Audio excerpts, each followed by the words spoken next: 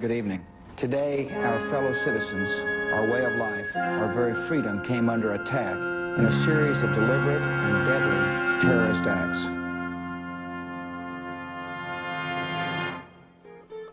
It's one small step for man, one giant leap for man.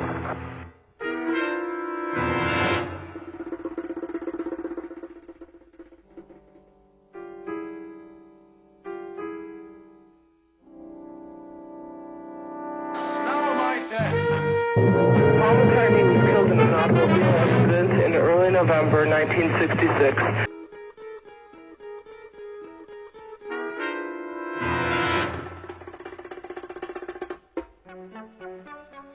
Tonight, investigators are trying to solve a bizarre mystery in Flagler County. A number of people say they felt the ground shake today.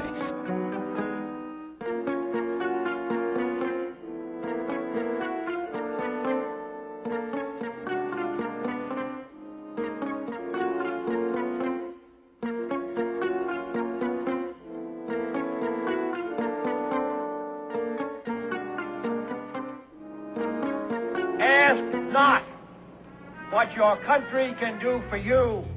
Ask what you can do for your country.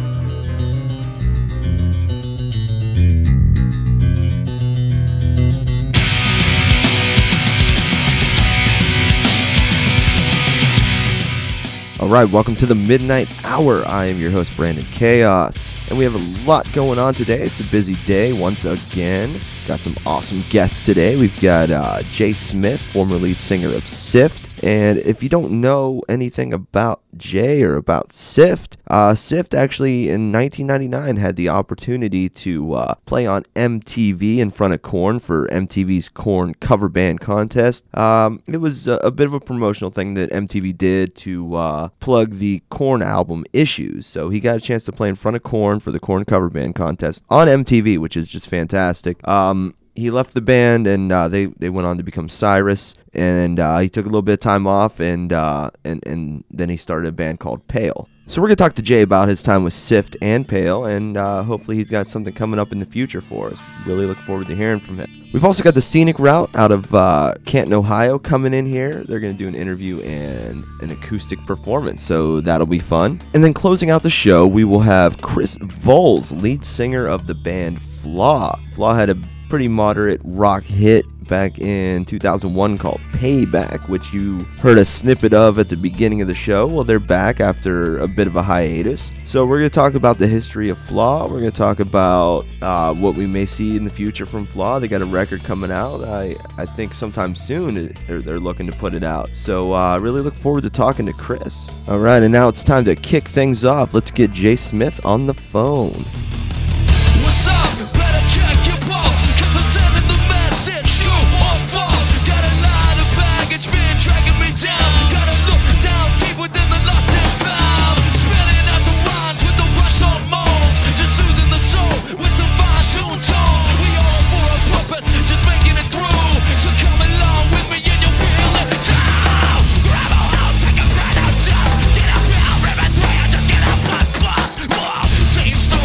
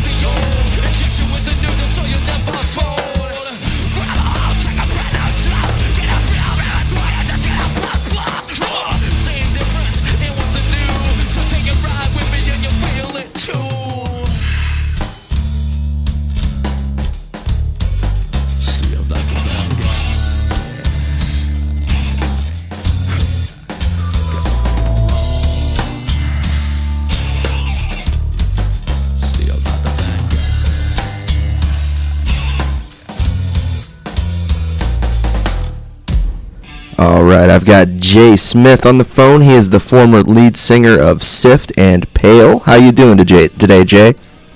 I'm doing very good, and yourself? I'm doing all right. So, let's start things off by asking how Sift got together. How Sift got together? Well, when New York Music was still around, which I think is now a pizza place, I was walking in and went right to the cork board trying to find other members who were interested in doing the same thing I wanted to do. And I believe everyone but Bob was there. I think it was Bubba, Donnie, Frankie, and they just kind of overheard that, I was looking to put together a band and that kind of hard rock band like Deftones or something, and they pretty much just ate it up, and we hit it off and went over and practiced, and it went really, really well. Now, what everybody probably remembers most about you guys was playing on MTV for the Korn cover band contest. Now, what was it like being notified that you were selected for that? Well, I did countless hours. That was the beginning of the internet, so it was a lot harder then. I used to spend tons and tons of time promoting us, putting little tag notes on my email. Hey, if you like, Korn, Deftones, Limp Bizkit style, check out Sift, blah, blah, blah. And an intern from MTV ran across it, and I believe he emailed me. And, I wanted to make sure it was legit and everything. And once I found out it was, I wanted to figure out how on earth we could get there, cost-wise, and make it work. Now, what was your reaction, though? Like, you guys had to have been pretty excited. Oh, absolutely. I thought to myself, ooh, hard work pays off. And I was really hoping, something more would come out of it, and we got so close, and unfortunately, no. Now, it's got to be really nerve-wracking to play another band's song, like, right in front of them. What was that like? Because you guys looked pretty relaxed.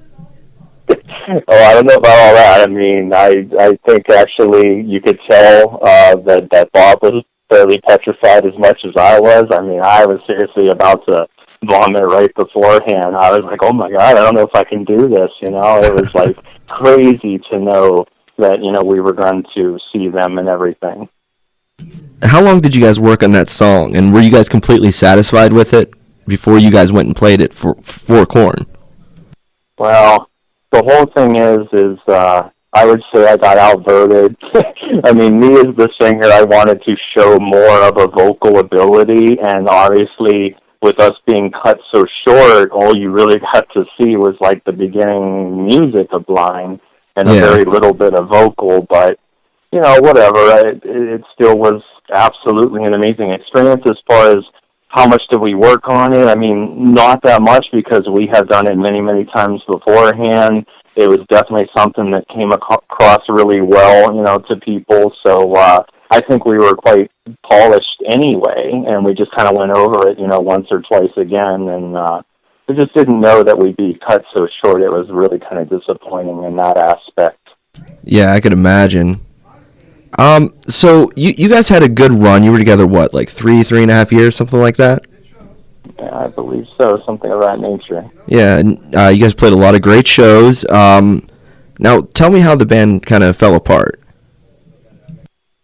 Well, let's see here. And we had so many good originals that, in my mind, were catchy and hard rock hit-worthy and everything. I actually agree with that, 100%. We had that management company, I believe it was 21st Century Management out of Chicago, who probably also I might have, found because I was sending out tons and tons of, hey, check this out kind of stuff. And back then it was more like GeoCities guest books. It really wasn't like it was today. Yeah. But they flew out to see us, and it was the practice room right there on Market Street, right before the bridge, where the new Cabelli was built. I think it's a BMW dealer in that building. I remember that practice space very well. Yeah, because there were some other bands next to us that practiced as well. Plunge was in that same building. That's right, yeah. Raoul was in there for a while. Right. And I believe Slander was in there, too, for a little bit. Oh, they might have. God, I don't remember. It's too damn long ago. But, so, yeah, they flew down there and to see us and everything. And as if bad luck couldn't happen at the worst time, something was wrong with the PA, and only half of it was coming out. Me being somewhat of an asshole perfectionist, sort of like an Axl Rose, who wants everything to be perfect because I'm so OCD, I was so pissed. I mean, what a time for this to happen, and I kicked the head, and I think I knocked off some knobs, and of course, to them, this was a bad sign. Either your singer was a loose cannon, or being that it only came out of one side, they really couldn't hear all the crispness, I would say, of the treble and everything, and a lot really was lost, and to be had, you just couldn't really feel it. And I knew that, too. I was like so upset. I don't know what was wrong, whether it burned out a cord or whatever, but I think that also kind of helped take its toll. I think that they met with them without me and said, you guys, your music, you have potential, but you need to get rid of your singer. Wow. So, unfortunately, it was the demise. So, how did you feel, though, when you first heard Cyrus with your replacements, really, Bill and Chen? What were your thoughts on that the first time hearing it? I didn't mind at all because I thought they were incredible. I loved the visual aspect of the live stage. I didn't mind the trade-off singer thing. I thought that was really, cool. Their songs were catchy. I mean, absolutely. I thought Cyrus was incredible. I wasn't, that upset. I think the only part that sucked was just to lose such decent songs, to know that they were not going to become anything any further, was the bummer. Yeah, I could imagine. So then you took a few years off, and then you started up a new project called Payle. How did you guys get together? I think either it be Craigslist or something of that nature, where I found those guys, because it was like more southbound Columbiana, Salem, Lisbon, and stuff like that. And just basically, as usual, you always start off with the covers just to see if you click, and we did click well. It really went good. So we started writing, and it was much more of a radio-friendly kind of alternative vein, sort of like a STP, as opposed to the rap metal, new metal movement, so to speak. And honestly, I was thinking that here again, we put some good songs, and, it was unfortunate that it didn't work out or whatever, but the guitarist Todd, I was in bands with him, like a band called Potion above the new music station. We did, originals and covers as well, and then his cousin, Keith, was the drummer. And so, it was just simply getting the one dude from Salem, Tony, and then just talking with Todd and Heath and everything. It went really, really well. We wrote a lot of good stuff. And you've kind of been out of the spotlight for several years now, but you've been working on new music recently. Is that correct? There's been ideas thrown around and stuff, and I had a quick little stint of like a silly, parody project that I was doing on my own, but that died very quickly. In some ways, I wish that still continued on because it was fun and humorous. Maybe some people didn't get it, but I think if I just kept doing it and stuck it out, it would have went okay. But yeah, band-wise, I've been definitely thinking of doing something again. I've met with some people who were interested, but then because of other, endeavors they had going on, I guess it really wasn't everything they wanted to do. So I'll tell you, man, I keep falling off that horse and getting back on again, because it's like, I swear to God, I have what I would believe, yet again, is like 10 songs that are really alternative friendly that could be something, and I just need the guys to pull it off, and it's like, to no avail can I seem to get it off the ground. Yeah, it's difficult, especially when you get older. It's a lot more difficult to find guys to work with. And that's very true. Look at anything that's on the clipboard or Craigslist musicians, it's mostly, hey, we're a cover band, we need a singer, God knows I've done that. Yeah. And otherwise, if they instantly even sense my age, they think I'm absolutely a has-been, and, that's not necessarily the case. Now, some of your former Sift bandmates have gone on to be somewhat successful. Frankie's toured with Wayne Static and Davey Suicide, and Donnie's band is doing very well. What are your thoughts on their success? That's great and incredible, and does that show that getting out of this town really was the answer? Frankie went right to Los Angeles, the smartest thing ever, and I'm so happy for him. I would say, not to diss anyone, but he was the most talented in it all. He constantly was a hard worker, thinking of new riffs and everything. I mean, he was just absolutely incredible and deserves everything of success that comes to him, absolutely. And as far as, Donnie, I knew that he had that alternative thing out in Las Vegas, and absolutely. I hope that they think that, Sift has paved its way to where they are now, even, as a stepping stone. I would hope they wouldn't, completely diss it as, that was nothing, the real thing started, Cyrus and beyond. Because I think that we had something. I mean, we didn't have a lot of, we had a following, yes, but not like a lot of a pull. We couldn't get in a lot of places, and that was, kind of unfortunate. I mean, I think it hindered some things. Yeah, oh yeah, definitely. And I've talked to Frankie on numerous occasions about some of his past projects, and yeah, he definitely believes that Sift was really his foundation, where he got his start. Oh, that's good to hear. I hope the others would agree. I'm sure they would.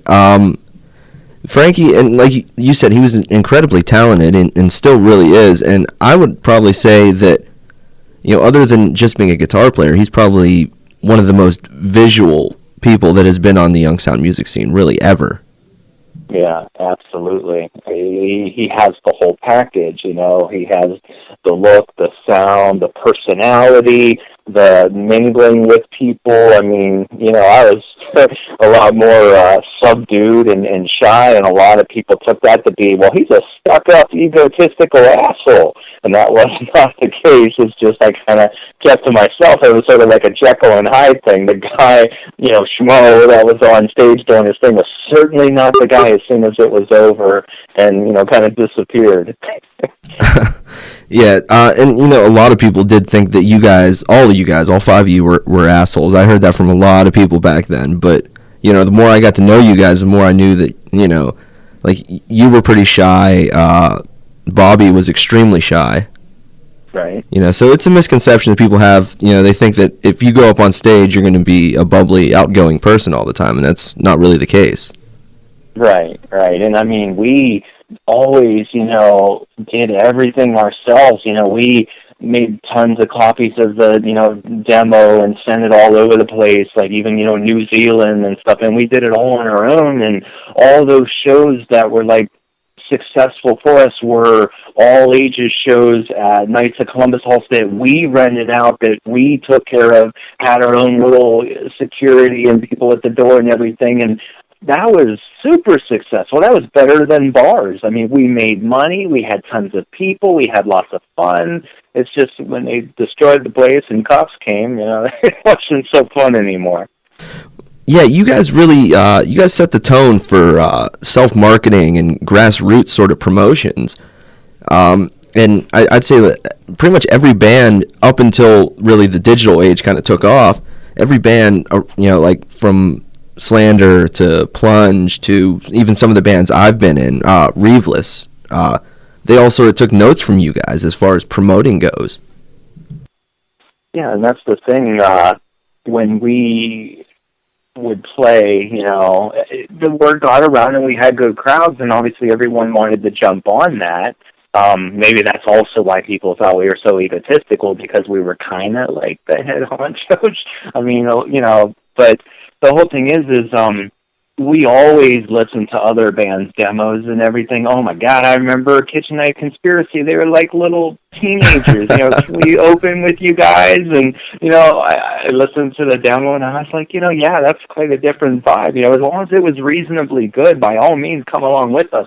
God love, Explicit and Slander and everyone that like always, would play with us, because we all got along very good too. And heck, I remember covering Faith No More's Epic with Dustin at the Blue Note, man. Oh, wow. It was awesome. Yeah, that was a long time ago. Have you? Now, I know you kept in touch with some of the guys for a little while after the band broke up. Have you spoken to any of the guys in recent years? No, not in some time. I know, Bobo went down to Florida. I think he even got married. I mean, obviously, social media, Facebook and everything helps a lot see what's going on, in people's lives. But no, I haven't really, talked to them. I mean, it's weird sometimes, even like going to VexFest or whatever. I mean, I really am not known because I really didn't mingle back then either, So I just go with my daughter, sit on a curb, take it all in the way I do. Every once in a while, someone, will walk by that rehashes everything. Hey, what's up and everything? You doing anything? No, not really, but it's definitely cool to see that they're all still continuing on. Absolutely. They all, deserve it. I mean, it's great to see these bands that are still around, today. I wish Sift would have been, I mean, at one point, before, God, I'm trying to remember, remember what was Serge's band. Which band? Los Angeles. Serge, the singer, with the goatee and everything. God, I can't remember. My mind is going blank now. He went solo and did his own thing for a while, but it was a very popular metal band that had a lot of Toxicity and God, who sang Toxicity? Help me out. I can't remember. The toxicity of our city. System of a Down. Thank you. Okay. Yeah, that's it. Before they even became really, MTV known, and they were starting out with their demo and everything, we were talking with some of their people or whatever, to open up for them or whatever, So there was that aspect, and then at one point we were supposed to play this huge festival down in Roswell, New Mexico. Sometimes there's them empty promises, but, what should have been, could have been, that kind of thing. Now, if somebody offered you guys money to do a reunion show, would you be in for that?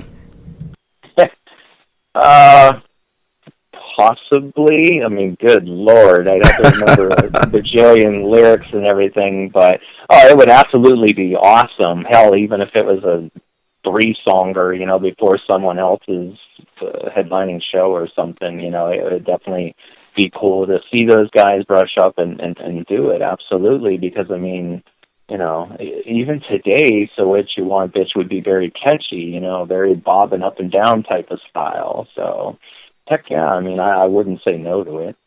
What were some of your favorite songs that you guys did back in the day? I know So What You Want, Bitch is probably one of your favorites for sure. Yeah, a lot of what we definitely had on, the demo Dose was really awesome, absolutely. It was a really good vibe. Just Like You, that was more, I guess, poppy than the other stuff. And we always opened with a song called Geek, which actually was about, if you remember 107.9 The End, Pat Producer. Oh, God. Oh, my God. We sent him a demo, and he just, slaughtered it. He wouldn't even play it. I don't even know what the deal was.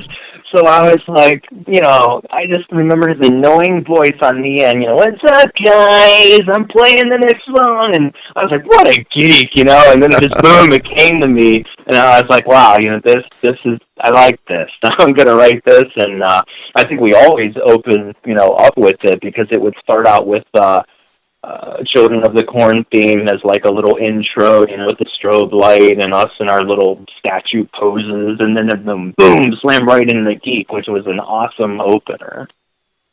Yeah, I'd have to say probably my favorite Sift song would be Ghost Town. Yeah, that was a good song. A good one. Wow, yeah, geez, Tim from I forget what band he was in now. See, this is how long this has been. But I don't remember what band he was in at that time, but after that he was in War Between One.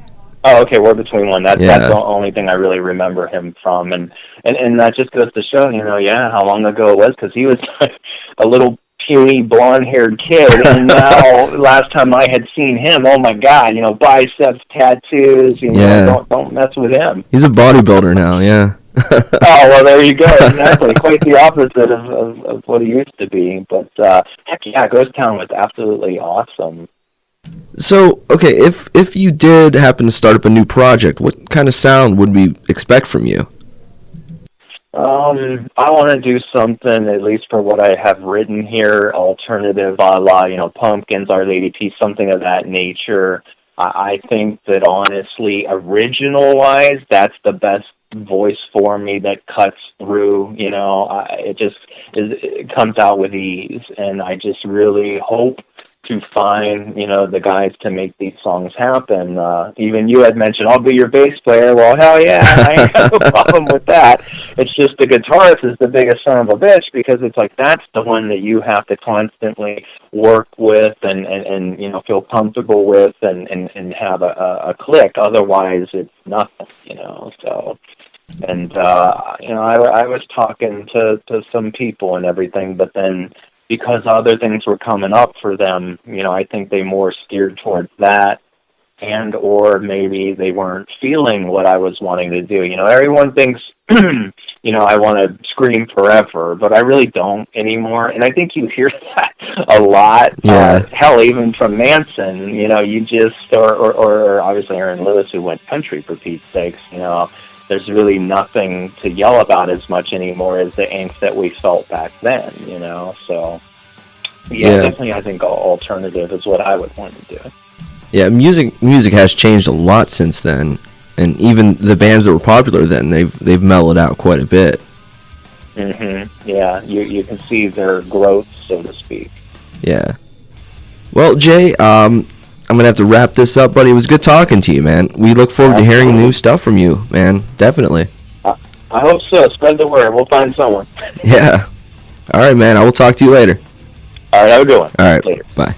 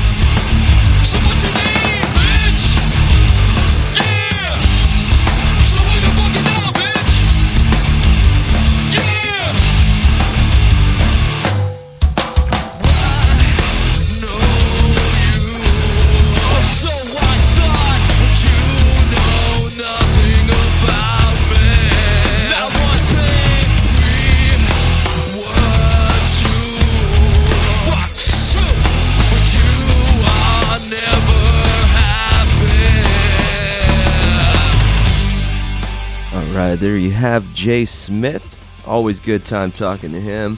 And really hope he gets something together here real soon. It's always a waste of talent when such gifted artists aren't really doing anything anymore, you know?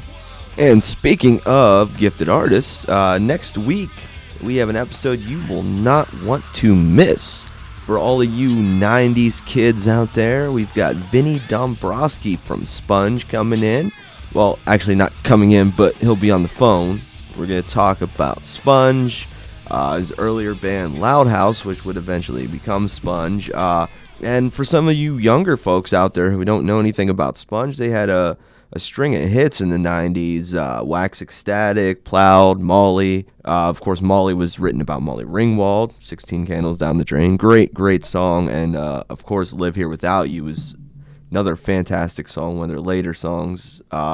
They've kind of been a bit underground the last few years, but they're still making great music. For All the Drugs in the World was a phenomenal album, and then their most recent album, Stop the Bleeding, was just amazing as well. So really look forward to having Vinny. And we were supposed to have Panty Droppin' Rock Brigade in the studio this week, but we had to bump them. A lot of issues, and then plus having Chris Volz on this week. It was going to be a really long episode, so we had to bump them, and I'm not sure when we're going to get them on. We're working something else out with them. Also, something I'm really looking forward to doing. I haven't quite worked out the details yet, but I'm getting the band, and we're gonna do a broadcast from their rehearsal space. I'm not sure who we're gonna get yet. Talking to a band right now. Hopefully we'll get this all set in stone, but we're gonna do a beer tasting. So we're gonna do interview, beer tasting, and hopefully an acoustic performance as well. So gonna get drunk with a band. It should be a lot of fun.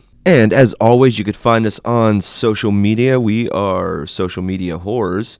Just go to Facebook. We got some pages you could like. Brandyn Chaos, which is Brandyn. Chaos, Chaos. Also, Chaos Culture Entertainment, Macabre Fest, and there's a lot of great stuff coming up with Macabre Fest as we're planning the festival here as we speak, booking bands, setting up sponsors, you know, all the good stuff that comes along with creating a music festival. Also, the show is on Facebook, the Midnight Hour with Brandyn Chaos. So go ahead and like all those pages on Facebook. And for those of you that like to branch out into other aspects of social media, we are on Twitter and Instagram. Well, I'm on Twitter and Instagram. It's at Brandyn_Chaos on Instagram and Twitter. So go ahead and check out all those pages. A lot of great stuff going on in between shows. So we like to keep everyone informed with what's going on. So let's go ahead and get the Scenic Route in here. She woke up in the morning,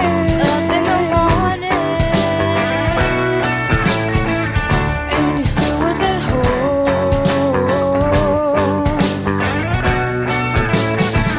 He didn't leave any message.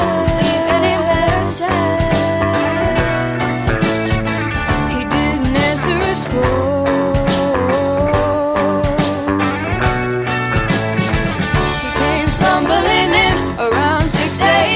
And she was sitting there waiting for him. She had a look in her eye, and it was saying goodbye. And this time she was not pretending.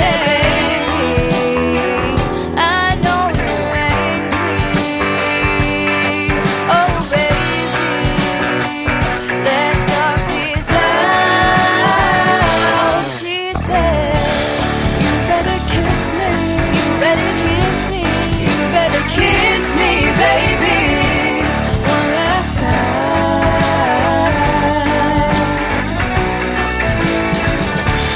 You better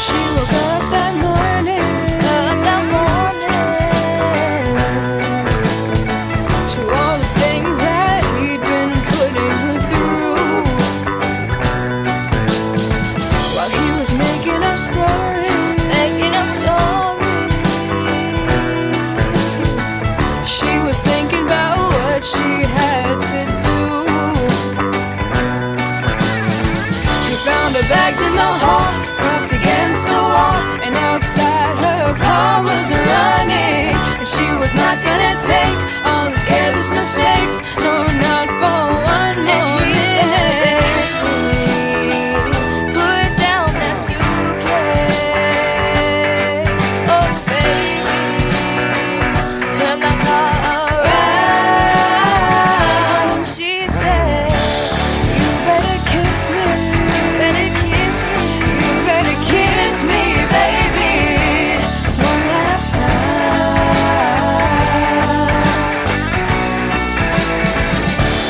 You better kiss me. You better kiss me. 'Cause you're gonna miss me when I'm gone. You're gonna miss me when I'm gone.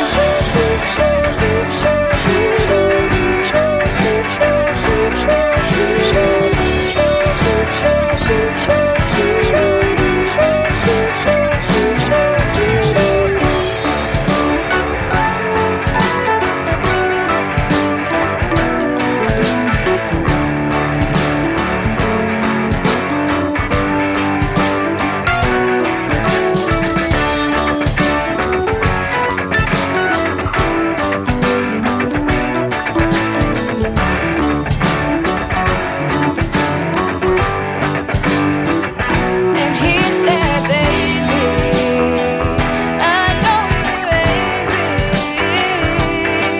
Oh, baby, turn that car around. All right, I'm sitting here with the Scenic Route. How you guys doing? Well, part of the Scenic Route. Yeah, good. Yeah. Introduce yourselves. Well, I'm Andrew Kilgore. I play rhythm guitar, backing vocal. I'm Rachel Crozier, and I'm lead singer. Lead singer. Nice. So tell me how the band got started. You're the original founding member, Yeah. Rachel. Okay. The band got started back when I was a freshman in high school. I had a acquaintance who played guitar, and he liked my voice, so he kind of wanted to produce me. And then we just ended up making a band out of it. And then we've changed the members around a couple times, but that's how the band got started. Nice. Andrew, you're the newest member, right? Yep. How'd you get involved?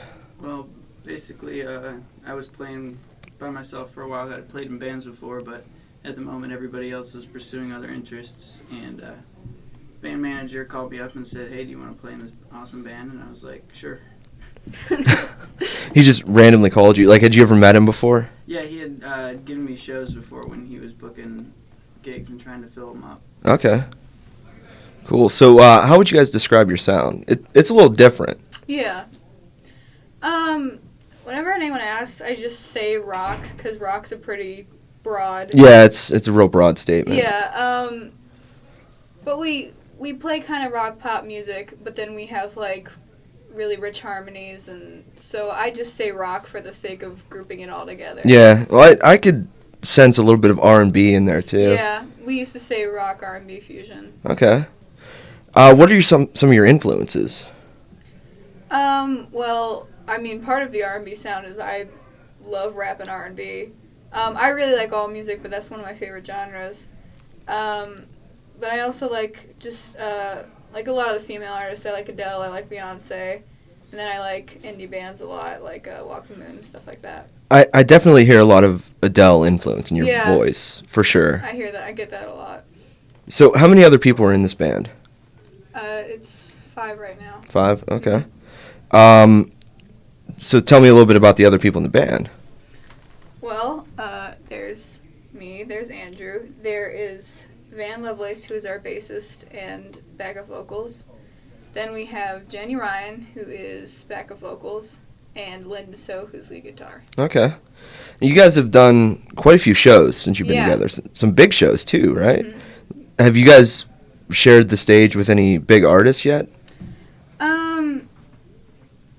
We've shared big artists in the local scene. Okay. We've done some stuff. We've done some stuff with bands that have been from really out of town. We're actually, I think it's Tuesday. We're playing with a band from New York down in Boston. We've opened for some pretty cool bands. We've opened for Icon for Hire. That was really fun.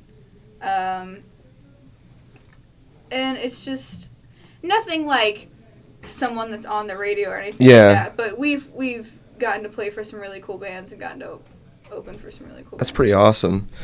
So, with you guys being so young, I know you're not really extremely young, Andrew. Are you the old guy in the band? I guess I'm the oldest one in the band now. Dude, that sucks being the old guy in a band. You guys rip on him a lot for his age? Not really. No? He's not the old guy. No? Because our guitarist is 19, so Okay. it's not like that far. Yeah, but still, I'm sure you, Yeah. you hear it for being the old guy, right? I guess. That's happened to me before. Not really. That's happened to me before in bands. Like, you're the old guy. No, like, so, anyways, with you guys being so young, have you guys had any obstacles you've really had to overcome with being so young?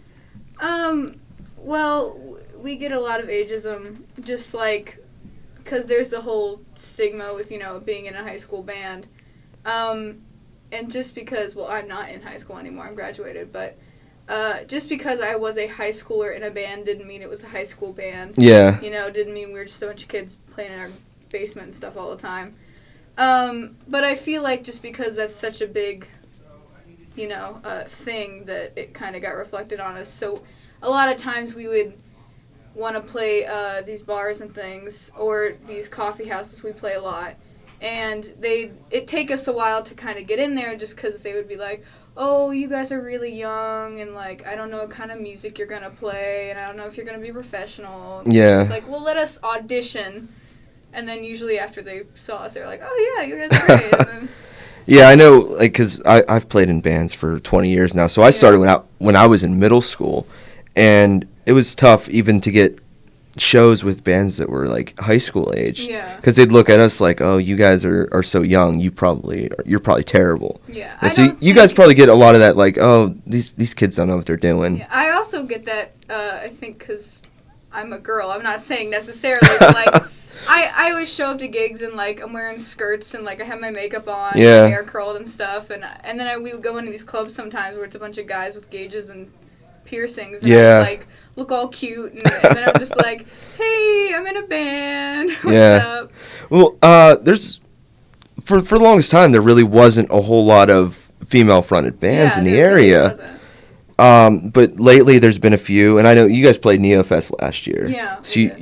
you got the chance to see Baroque Monody Mhm. and Amnesty for Astronauts. Yeah. Of course, great female-fronted bands. So, I mean, that's really cool. But did you guys have any problems, like, because you were playing in the band when you were in high school? Yeah. So how did the other kids in school treat you guys?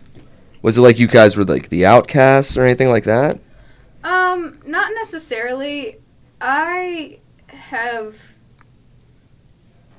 interesting because I'm a social person because of what I do. You just kind of have to be a social person. Yeah. But I'm actually very reserved. So I've never got necessarily people are like treated me different because of what I do. Because normally it's not something, I'm not like one of those girls who is like, oh, I'm in a band and I sing all the time. It's just not something I talked about really all that much. But then I realized as I got through high school that more people than I thought knew about it because people would go and be like, oh, I heard that your band played this thing the other day. I'm like, I didn't even know you knew I was in a band, but that's cool. So it wasn't something that you talked about in school a lot? Yeah, not that I was ashamed of it, just I was very quiet and reserved, and it just wasn't really something that I blabbed about all the time. What are your plans for the future with this band? Well, obviously the main goal is to reach the very top, but taking a picture. I gotta, Yeah. Social media is very important with marketing nowadays, so you gotta take pictures. It's not very often I get people in the studio either. Yeah. Most of my interviews are over the phone. Obviously the highest goal is, being rock stars or whatever, but I honestly just I love music and it's what I want to do, so whether it's with the band or just me or doing whatever, I just want to make some kind of career out of it. Now, I'm a little bit older than you guys. I'm not going to say how much older, but I'm a little bit older than you guys. Yeah. So the climate of pop music, rock music, and all that stuff has really shifted a lot. Mm-hmm. And nowadays, so many people, they think that just going on social media and, or going on a show like American Idol, they're going to make it big just based off of that. So I want to know from you guys, and you haven't talked a whole lot, Andrew. You need to say something, man. So I want to know from both of your opinions, what do you think of shows like American Idol? Well, I have a thing, but he called you out, so you have to go first. Yeah, you go first, Andrew. You're the quiet guy. It's kind of, I wouldn't say discouraging, but it really is, because it makes people think that that's the only way that you can become a successful musician is by just getting that one big break. But the level of perfection is, I don't know, it's been set to such a higher standard nowadays because of the auto-tune and all the... Yeah. You lock everything to the grid, and now everybody thinks that they can't sing because they watch everybody that can sing, and then they watch people get ripped on because they can't sing perfectly.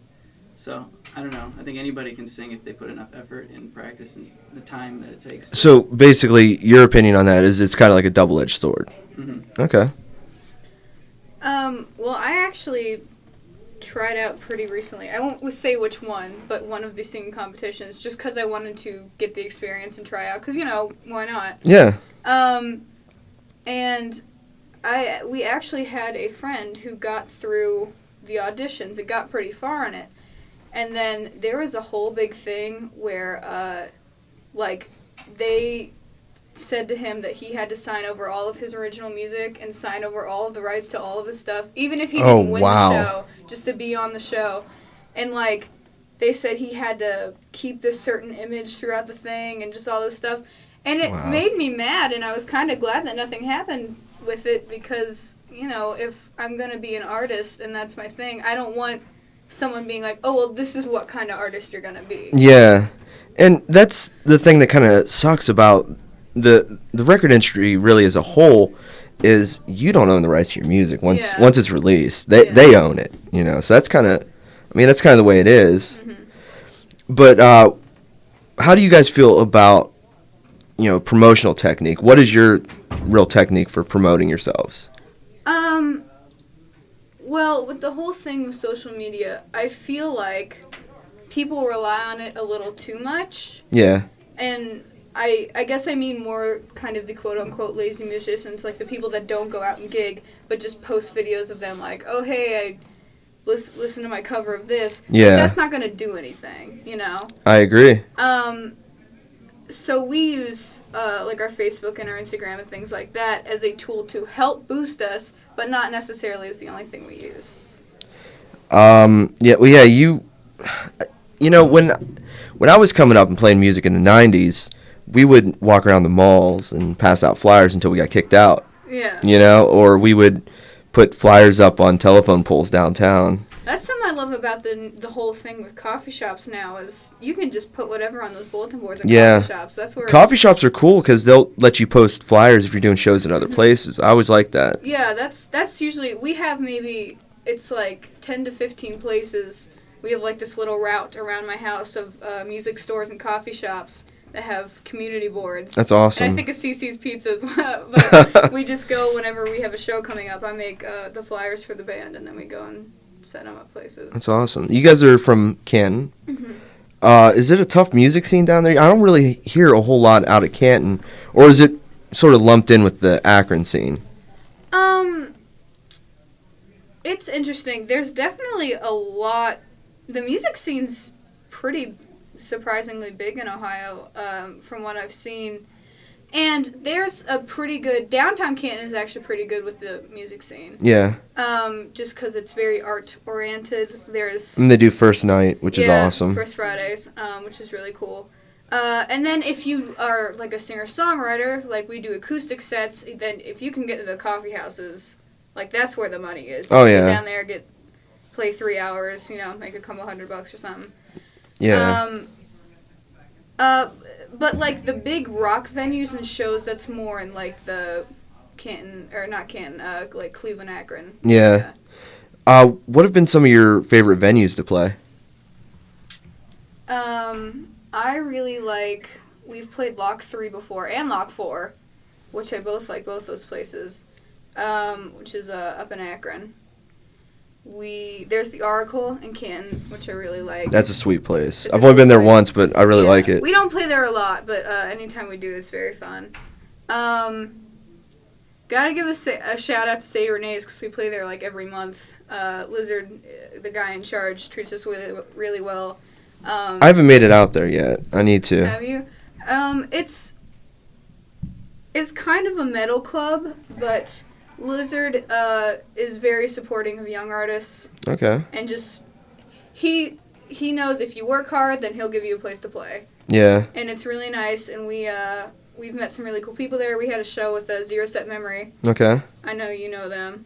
Yeah, I just had Dean on the show a few weeks ago. But like, we play there every month. We have a monthly standing, and we get to pick our own bands for our ticket and stuff. Nice. It's a really cool place. So what shows you guys have coming up right now? Well, this week, Tuesday, we're playing at Buzzbin with that New York band that I said. Let's see. I saw you guys have something coming up at the Empire, right? Yeah, I can never remember the dates for anything. I'm so bad at this. That's why you have a manager. Exactly. That's why we have a manager.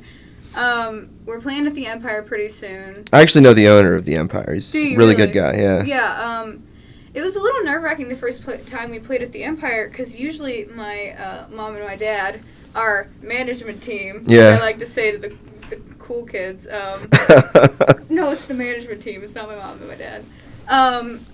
It sounds better to say your management it does. team. Yeah. I mean, that's what they are, but, they just happen to also be my parents. But they usually come to all the gigs. They're there at almost every single one. And we had problems with our car. Our car broke down that day.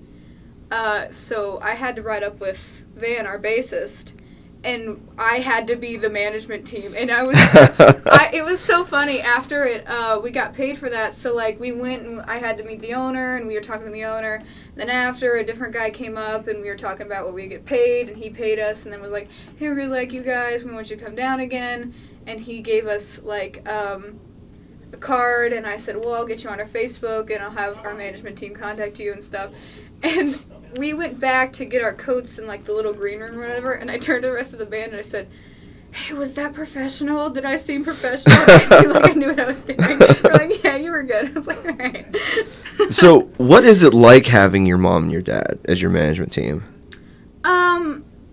It's interesting in the sense that I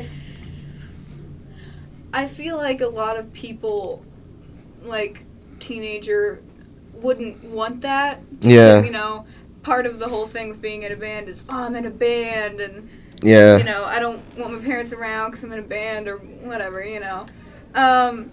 But because music is my career that I want to do, I think of it more as, like, a job than just a hobby. And, what kid wouldn't want their parents to support them in what they want to do? That's true. And they make it a lot easier. My dad always jokes, but it's true. He says they handle the things that we don't want to have to handle, like having to go to the managers and be like, hey, we need the money from the show, or booking places or things like that, just so we can kind of enjoy the fun, like the creative side of it and stuff. Yeah, and I've met your parents. Actually, I think this might be the first time I've met them, but I've talked to them both online before, and they seem like really cool people, and they're always promoting, so, yeah, they're definitely supportive of you guys, for sure. Yeah. But what was it like growing up, though? Because I know your parents both have a background in music. So did they really push you extra hard to do it? Well, yeah, they both had a background in music. My dad just spent years in bands and in different choirs when he was in high school. And then my mom came from a musical family. Her dad was in a touring band with a lot of really big country acts. And then she, like, did musicals and things like that. So I grew up in a musical family. And so because you grow up in a musical family, you're just around a lot of music. Yeah. So I kind of just wanted to be in music. But, of course, when I was like, oh, well, I want to do music, they just help kind of push me towards it. And that's not necessarily the only thing they haven't been like, oh, well, you can't do this because you do music. Like, when I got out of high school, I talked about going to Kent State Stark and getting at least an associate's in graphic design or something like that. And they were all for it. They're like, well, if you want to do that in the band, that's fine. It's just, they said, as long as you do what makes you happy, then that's what we're going to support, and that's what we want you to work on. That's awesome, because a lot of times you don't really hear that with, musicians whose parents push them. Like, of course, the most infamous one is the Jacksons. Yeah. The way their dad pushed them, it was, the music and nothing else. And the same would be for Jessica and Ashley Simpson, the way their father pushed them. And you don't have that. Your parents are being supportive no matter what you want to do. That's really awesome. Well, they're the same way with my brother. Like, my little brother likes music, but he doesn't really have the bug like I do. Yeah. Like, he sings and he's in choirs, but he doesn't want to be in a band, really. His thing is more video games. He wants to go into video game design, so that's what they focus on. That's a big market right now. Yeah, it is.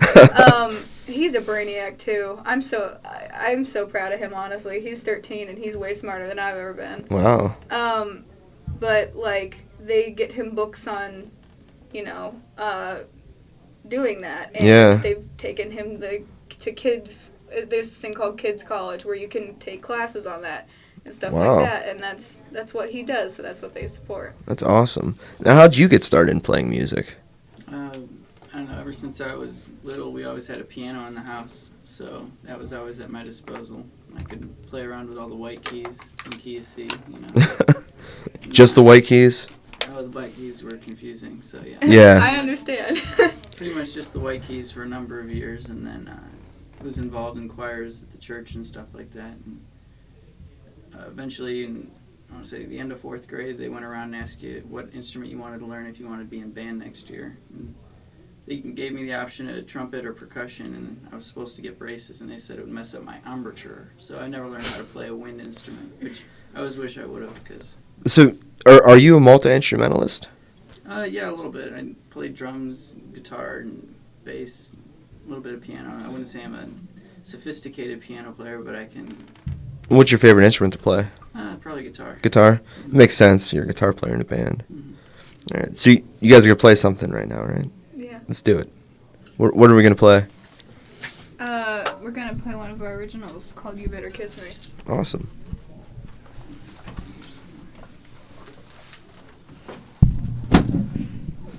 Andrew gets his pick. Here we go.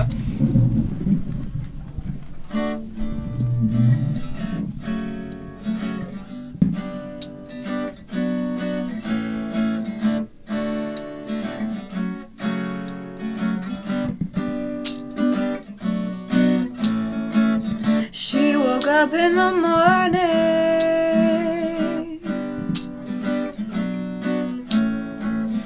and he still wasn't home.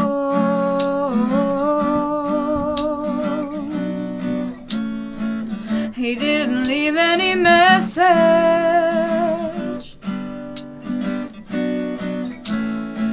He didn't answer his phone.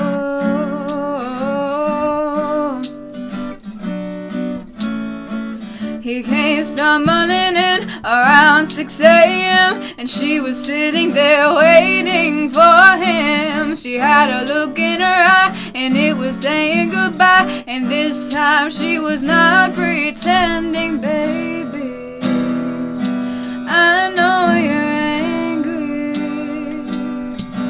Oh, baby, let's talk this out. And she said, you better kiss me. You better kiss me, baby, one last time.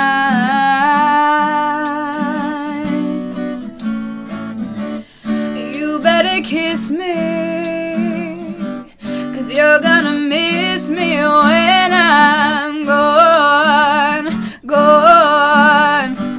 You're gonna miss me when I'm gone. Shoot, shoot, shoot, shoot, shoot, shoot, shoot, shoot, shoot, shoot, shoot, shoot, shoot, shoot, shoot, shoot. She woke up that morning to all the things that he'd been putting her through,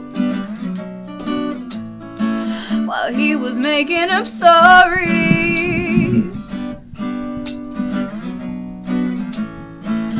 She was thinking about what she had to do. He found her bags in the hall, propped against the wall, and outside her car was running. And she was not gonna take all his careless mistakes, no, not for one more minute, baby. Put down the suitcase, oh baby. Turn the car around, she said. You better kiss me. You better kiss me, baby, one last time.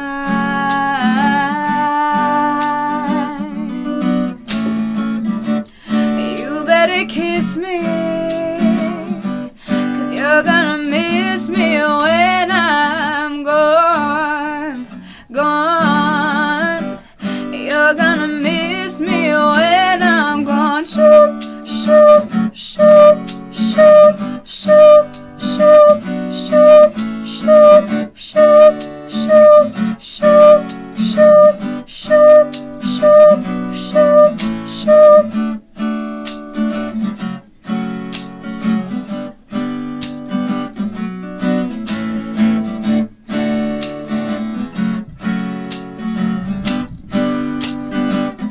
And he said, baby, I know you're angry.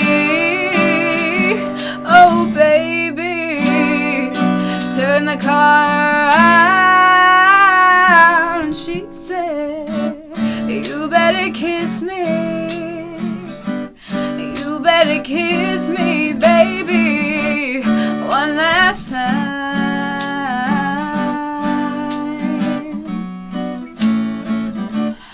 You better kiss me, 'cause you're gonna miss me when I'm gone, gone. You're gonna miss me when I'm gone. Shoot, shoot, shoot, shoot, shoot, shoot, shoot, shoot, shoot, shoot, shoot, shoot, shoot. You're gonna miss me when I'm gone. That's a good song, guys. I was actually just listening to that before you guys got here. Thanks. Now, one thing I did notice, your songwriting seems to be very mature. Who does most of the songwriting? Me and my dad. Nice, very nice. You are the primary lyricist then, or does he help out with that? He helps out. I'm at writing. It's not really my thing. Not necessarily that I'm bad at it, because I like to write. Like, I used to write poetry and stuff. I'm just not great at writing songs, I guess. Okay. So part of what my dad helps me with is he's been in bands for years, and he's been writing his own material for years. Yeah. So he helps write the songs, and then, like, he brings me part of a thing, and then we work on it together. So it's just like, hey, Dad, I have this idea for a song. Here it is. Help me make it into a song? Pretty much. Okay. He helps me just so at some point I can just start writing songs all by myself. Yeah. Really. I couldn't imagine trying to write a song with my dad. Like, so there's this girl I like, and I want to write a song about her. That'd be kind of weird. Mm. Now, do you guys date at all? Like, any of you guys in the band? Anybody in the band date each other? No, I mean, like, date at all. It's tough, especially being that young and trying to date and being in a band. Oh, you just mean, like, is anyone dating? Yeah. Yeah, Jenny's got a boyfriend, I think. Yeah, Jenny has a boyfriend. I'm, like, kind of seeing someone right now. Do you guys get hit on a lot? Just for being in a band? Kind of. It's okay, you can tell the truth. Sometimes from the old ladies after the show. Old ladies? You probably get all the creepy old guys, right? Yeah, I do. Or the, like, kind of drunk guys at the bar. Yeah. They're like, hey, what's up? And I'm like, hi, I'm 18, back off. You look like you're 48. Yeah, there's a lot of creepy guys out there. Yeah, I mean, most of them are drunk, so I kind of excuse them. I'm like, you seem like you've had too much, so I'm just gonna blame that on your inebriation. But, yeah, that's a little bit of it. So It's not overwhelmingly to the point where it's like makes me uncomfortable. Yeah. But it happens. And sometimes. I'm sure if it did make you uncomfortable, your dad's a pretty big guy. He could probably knock a few guys around. So when you do write songs, or at least come up with ideas for songs, do you base it off of life experiences?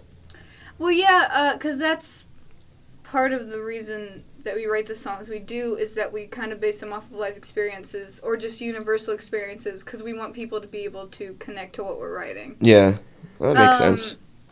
Because, you know, that's half the fun in it. I mean, everyone likes a catchy song, but if it just doesn't mean anything, then what's the point, you know? Yeah. So, not all of our songs are like these deep, gut-wrenching things, but they're just about things that have happened and things that happen to people, so... Yeah. We try to give some people something to connect to. Now, how does the rest of the band feel about not being a part of the writing process? Well, it's not necessarily like that's just me and my dad. It's just kind of like we write together and then bring originals to the band. But we've had other people in the band write stuff. Okay. That wasn't really a thing in the past, not because we didn't want them to, but because they didn't really write. Yeah. Like, some of our old members wrote a few songs with us. But, like, Jenny just brought a song to us that we're currently working on. Van just brought a song to us that we're working on. Andrew brought a song to us that we're working on. So, like, it's not that we don't want them to write, it's that they didn't. Yeah. But we're all for it. In fact, my dad encourages as many people as we can to come in because he likes different perspective on artistic projects. That's good. So you guys just put out your first full-length CD, last year, right? Yeah, it would have been about last year now. Okay. So tell me a little bit about this album that you guys put out. Before my time. Yeah. Yeah, it was before you. Well, how long have you been in the band? Only a couple weeks. Yeah, oh, wow. A couple weeks. Nice. He's the old guy and the baby. Yeah. All at the same time. It was interesting to do, only because I had never really recorded anything like that. We had done an EP, maybe a year, couple months before that, but it was just like 3 songs, and we did it on my dad's like little Boss recorder. Yeah.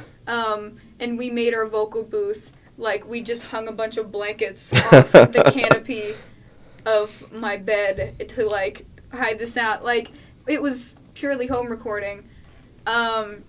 So just to go into, like, an actual studio, and it still was, like, a basement studio. It wasn't, like, some big, crazy studio like you see in movies and stuff. But it was a studio, and we were working with a real producer. We worked with Benjamin Payne, who was just absolutely wonderful. And that was part of the process, was trying to find the producer that was right for us, because we were young and we were new, and, you know, we kind of had to get our feet wet. We didn't really know what to do. Yeah. And he was, he just worked really well with us. He liked our kind of music, and he really just, he knew what to say and what to do to really make it as easy and get the best product out of us. So you guys recorded the album at home? Or is this just the EP you're talking about? Just the EP. Okay. No, so where did you guys record the album at? At Studio 121. Okay. Where's that at? Akron? No, it was in Canton. Okay. It's Benjamin Payne's studio, which is, it was in his basement. He lives somewhere else now, though. So I don't know, like, where his studio is now. So he moved the studio, too? Yeah. Okay, cool. Well, he moved so that he could have a studio separate from his house. Oh, okay. Because it was just in his basement. Yeah. Which was fun, but also weird, because sometimes during sessions, like, if somebody else was doing something, I adored his kids. Like, his kids were so fun. So I would go upstairs and play board games with his kids in between takes, and, like, play with his dogs and stuff. But that's part of the reason he moved, so he could have a studio separate from the house, like in the garage, so he didn't have to worry about his kids making noise and his dogs running around and stuff like that. Yeah. So how long did it take you guys to record? About a month. Oh, that's not bad at all. To be fair, we were on limited time because of budget. Yeah. We had, all our songs are very long. I think our longest is about 7 minutes, and our shortest is about 4. Oh, wow. So we write long songs. Even when we try to write short songs, we just never can. They're all long. so, we had a limited budget. We had a Kickstarter, which is where we got a lot of our money from. We got 1,000 on Kickstarter, and we raised the other 1,000 ourselves. Okay. But that's how much we had, and then we just had to, we were like, we have $2,000, let's record an album, and that's how it worked. Nice. And you guys are writing new songs now. Yes. You plan on recording again soon? Within, the next year. Okay. We're definitely going to record something. We aren't going to have all new material. We're going to re-record some of, our favorite songs from the old album with the new band and the new members. Because we actually sound a lot different than we used to with the members that we have now. Yeah. Because we have some favorites that we really felt like were good but weren't, quite ready yet. What are some of your favorites? Well, You Better Kiss Me is one of my favorites. Class 5 is one of my favorites. And then I get this has slowly become one of my favorites. It's funny because when we first started doing it, I never really liked it. Maya's song, one of our ballads. It's becoming one of my favorites because all the time when we play it out, I get someone that comes up to me and they're like, oh my gosh, the lyrics to that song are amazing, and I connect to it so much. And it's so interesting to hear people's takes on our songs, because Maya's song is about just trying to make it in the music industry and how hard it is. Yeah. But some people can take it a completely different direction. I had a lady come up to me and tell me that she had a daughter who was in the military and had to train soldiers from third world countries that didn't respect women. Oh wow. And so it was difficult for her to command any of them or something, and she's like, I just felt it, and I'm like, that's not what that song's about, but I like that you felt it, Yeah, it's just interesting. It's cool when people can reinterpret a song to mean something for them. That's awesome. So why don't you guys play one more song? Let's do that. Yeah. Or are you not ready to play another one? No, we're ready. What do you want to play? That's fine.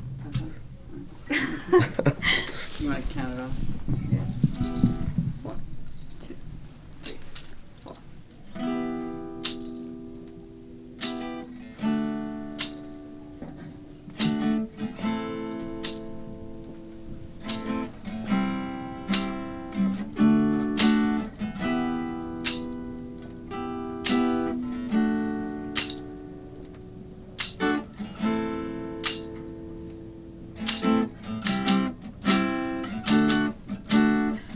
Like a bull in a china shop, you're like a class 5 hurricane.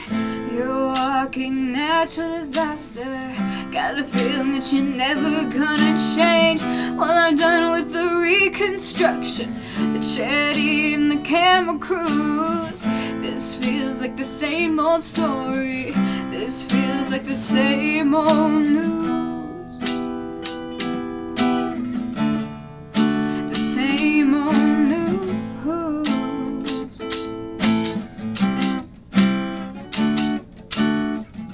Stop, don't go there. Wait, don't go that way. I'm always picking up the pieces, cleaning up the mess you made. Stop, don't go there. Wait, don't go that way. I'm always picking up the pieces, cleaning up the mess you made. Oh, the mess you made.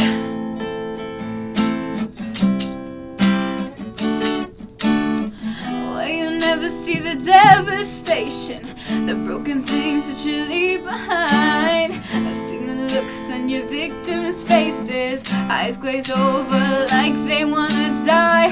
I could use some springtime sunshine, I could use some skies of blue. Next time that you're storming and raging, better think about what you're gonna lose. Yeah, what you gonna lose.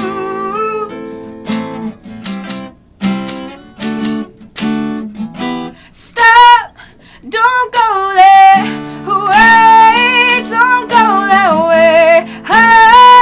I'm always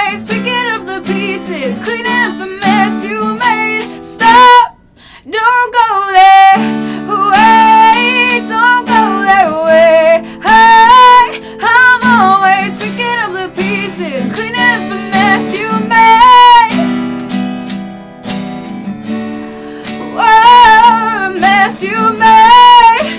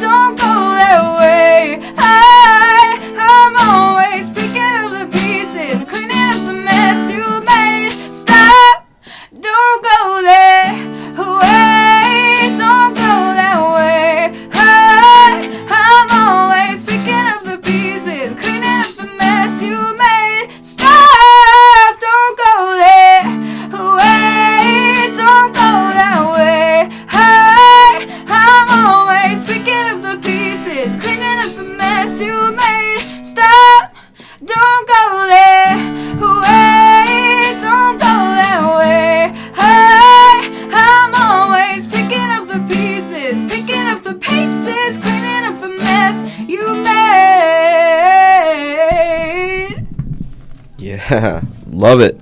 You guys are awesome. Thanks. So I want to thank you guys for coming on the show. You guys have anything you want to plug? Facebook page, Instagram, anything like that? Yeah, our Facebook is just The Scenic Route. And then our Instagram, YouTube, and Twitter is TS Route. TS Route, okay. You guys have a website or anything? No, we don't actually. And if people want to buy the CD, where can they get it from? They can get it on iTunes, Amazon, and CD Baby. All right, awesome. Thank you guys again for coming on the show. Of course, Rachel and Andrew. It was nice meeting you guys.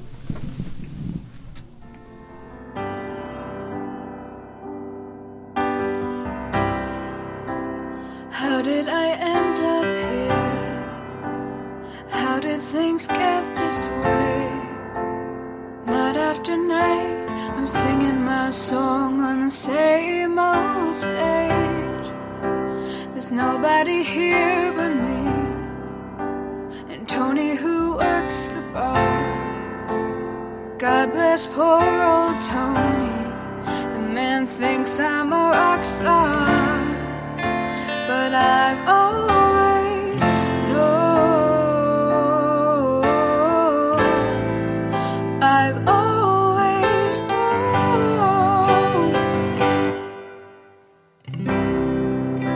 Susie the waitress, she's been here for 10 years. She's reading the once act again. It's kinda like that here. Said she used to be like me. She used to have big dreams, but I don't tell her what I've learned. That I've always known. I've always known that I just sing songs.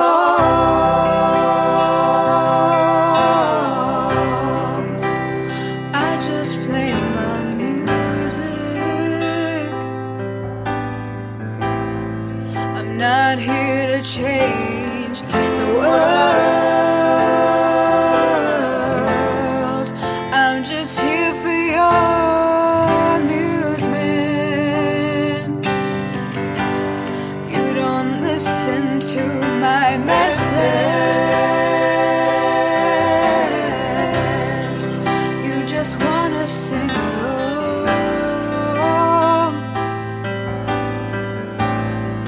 So I just play my music.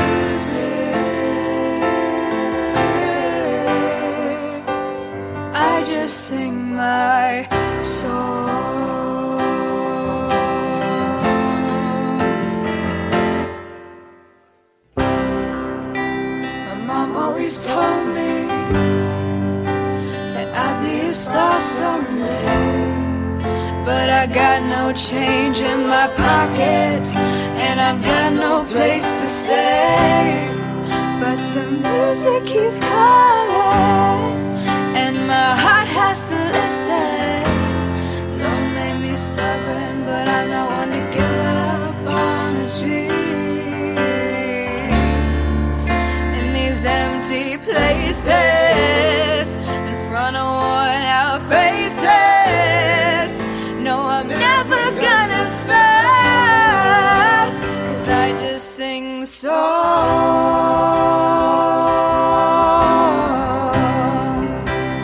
I just play my music. I'm not here to change the world. I'm just here for your amusement. You don't listen to my message. You just wanna sing along. So I just play my music.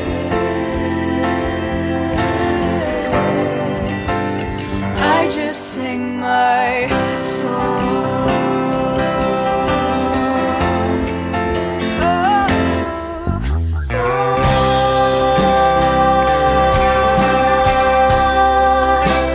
I just sing my songs.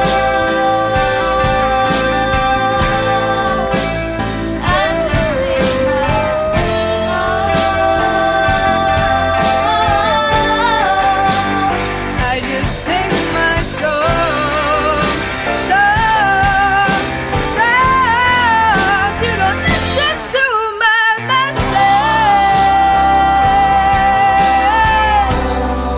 You just wanna sing along. So I just play my music. I just sing my song.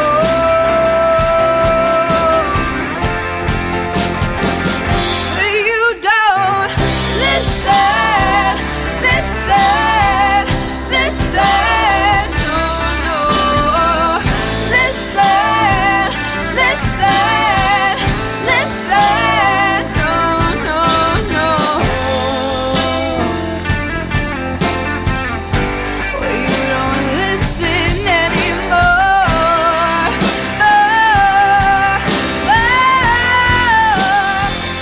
just play my music. All right, great interview there with the Scenic Route, a great young, very talented band, definitely. And definitely check them out on Facebook and Instagram, like they said, the Scenic Route. Awesome band. And chances are I will be out at their show on February 27th at the Empire. So check them out and look for me too while you're there. It should be a great time. No, that's the Empire Concert Club in Akron. All right, coming up next, he's in a band. They're called Flaw. You may or may not have heard of them. They had a huge rock hit in the summer of 2001. It was called Payback. They did a lot of huge tours, such as Ozfest, and I believe they toured with Coal Chamber at one point as well. They were part of the whole nu metal explosion. Well, they're back. They got back together a few years ago and are currently working on a brand new album. So coming up right now, we've got Chris Volz on the phone.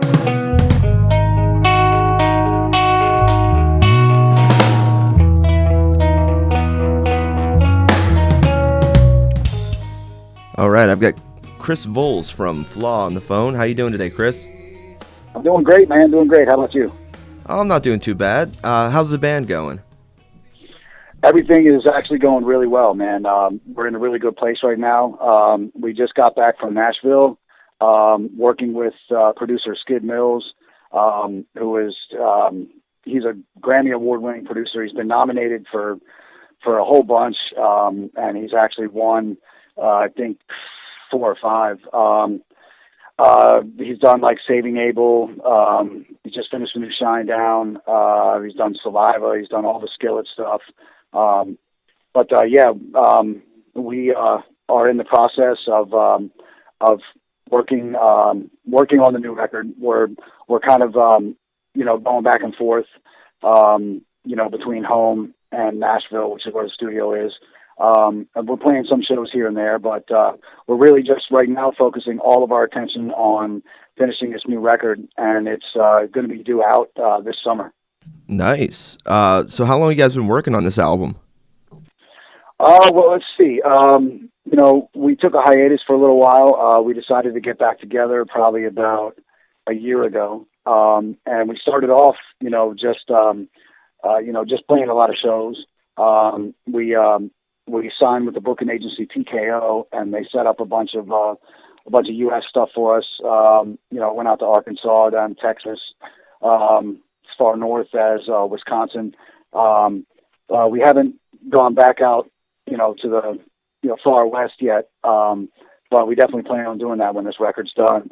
So yeah, it's been probably about a year. Like I said, we started off touring first, and we've been working on new music for probably about the past 6 months. On and off in between playing shows, and we're really happy with it, man. We've gone, we've realized that, in realizing that we wanted to get back together, we realized that we wanted to get back to the roots of our writing style as well, and everything's just coming out really good, man. We're really happy with it. That's awesome. So, okay, if I'm understanding this correctly, this year you guys will be celebrating 20 years together? Yeah. Yep. 20 years since we signed the record deal, since we signed with Universal, and that's, when our full careers in Flaw and the music really started taking off. So, yeah, wow, it sounds a lot longer when I put it like that. 20 years, wow. How did the band get together? Me and Jay met back in, it was either 96 or 97, in Louisville, Kentucky. He was attending college there, and I had recently moved there because I have family there and stuff. We had both been in bands, prior to that, and I hadn't been in a band since I moved to Louisville, and really got the itch to get back into it.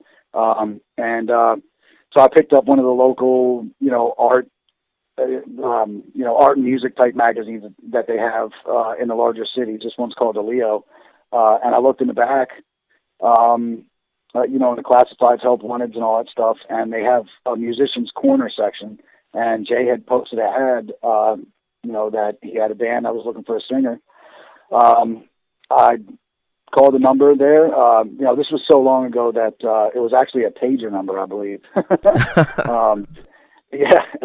So he called me back, and I still had some of my demos from the band I was in before.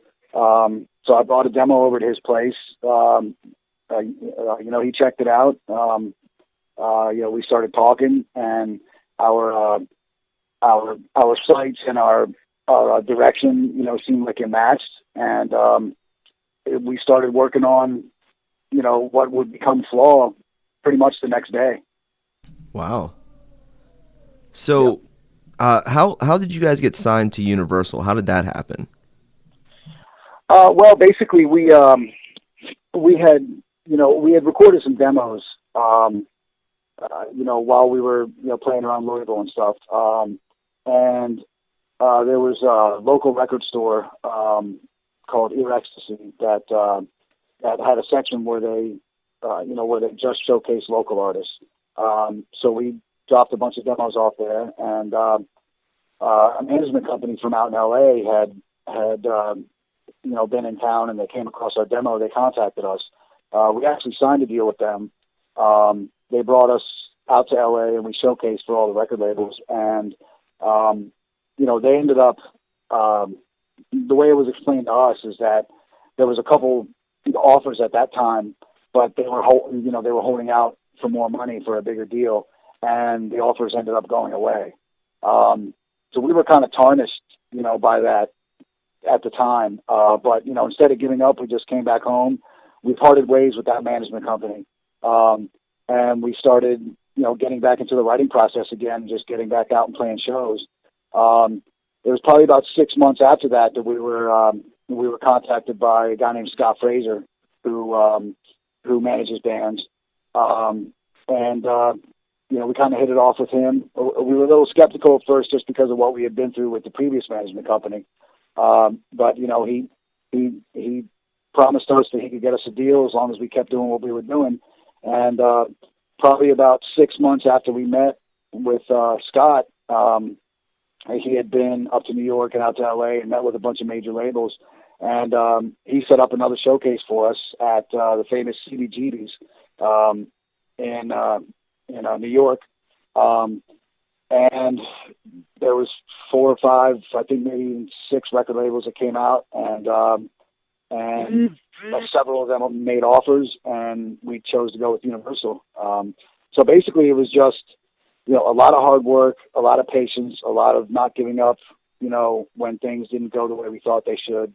And, you know, finding somebody who could get us through the door with these record labels. I think that's what, you know, not to shift gears, but I think that's what a lot of younger bands these days that are up and coming, you know, with the onset of the internet, with the onset of social media, I think a lot of younger bands, you know, think that, you know, all they need to do is have, you know, a decent Facebook page or have, you know, 1 million hits on YouTube. But that's not really the way it works. I mean, are you going to draw attention that way? Yes. But, you know, the old-fashioned way of, you know, basically locking down your hometown as far as, you know, playing shows and packing the house there, branching out, you know, regionally into other states, and finding good representation, you know, finding good management, finding a good attorney, people that can actually get through the door of these record labels, because most record labels that have the ability to give you a decent career, to make a career out of your music, they don't accept unsolicited material. So that means that you can't just mail, you know, Sony or RCA or Universal a CD and expect it to get to the right spot. You know, they get 10,000 of those a day. You really need somebody who has, you know, a correspondence or a repertoire with, you know, labels already that can, you know, walk it in there for you.